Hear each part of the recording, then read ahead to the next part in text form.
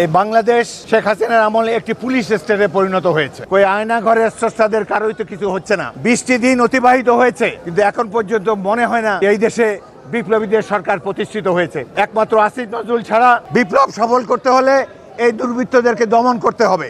যারা শেখ হাসিনাকে শক্তিশালী করেছে তারা যদি কেউ উপদেষ্টা পরিষদে থেকে থাকে সরিয়ে দেন। আন্দোলনে যারা সরাসরি অংশগ্রহণ করেছেন সেই সব পরিবারগুলোর দায়িত্ব সরকার নেবে, এটাই আমরা আশা করি। একটি জিনিস আমাদেরকে ব্যথিত করে, এই বাংলাদেশ শেখ হাসিনার আমলে একটি পুলিশ স্টেটে পরিণত হয়েছে। এটি কিভাবে প্রমাণিত? বিজয়ের পর 5ই আগস্টে ঐতিহাসিক বিপ্লব বিজয়ের পর সেনানিবাসে আশ্রয় নিয়েছে 622 জন। এরা প্রত্যেকে অপরাধী। এই 622 জনের মধ্যে 5 জন আছে বিচারপতি, 487 জন পুলিশ কর্মকর্তা। এই 487 জন পুলিশ কর্তা কেন সেনানিবাসে গিয়েছে? তারা জনগণকে হত্যা করে সেখানে আশ্রয় নিয়েছে। বাংলাদেশ সেনাবাহিনী একটি ভুল কাজ করেছে, এই ধরনের দুর্বৃত্তদেরকে, খুনিদেরকে সেনানিবাসে আশ্রয় দিয়েছে। বহু মানুষকে নির্বিচারে গুম করেছে, হত্যা করেছে। আয়নাঘর নামে একটি টর্চার সেল স্থাপন করেছে। বহু আন্দোলনকারী সাধারণ মানুষ, বিরোধী দলীয় রাজনীতিকদেরকে গুম করেছে, হত্যা করেছে। তারা বহাল তবিয়তে নিজ নিজ পদে এখনো আছে। প্রত্যেকটি জেলায় পুলিশ কর্মকর্তারা আগের মতোই আছেন। তারাই আওয়ামী লীগের দুর্বৃত্তদেরকে আশ্রয় দিয়ে রেখেছেন।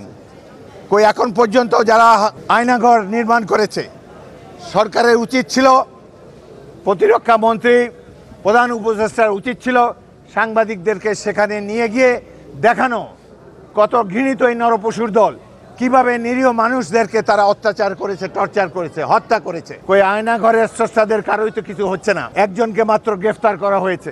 20টি দিন অতিবাহিত হয়েছে, কিন্তু এখন পর্যন্ত মনে হয় না এই দেশে বিপ্লবীদের সরকার প্রতিষ্ঠিত হয়েছে। একমাত্র আসিফ নজরুল ছাড়া এই বিপ্লবে সরাসরি অংশগ্রহণ করতে কাউকে দেখিনি। গত 16টি বছর ধরে মানুষের উপরে অত্যাচার নির্যাতন চালিয়েছে, তাদেরকে শাস্তির আওতায় আনতে হবে। সেনাবাহিনী প্রধানকে বলতে চাই,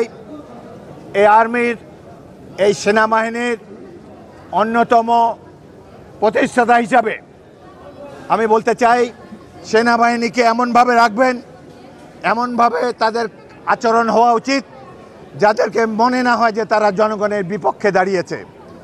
অবিলম্বে যেই 487 জন ওখানে আশ্রয় নিয়েছিলেন তাদের তালিকা প্রকাশ করুন। তালিকা প্রকাশ করতে ভয়ের কি আছে? Treat chocolate, treat moment, sweet moment.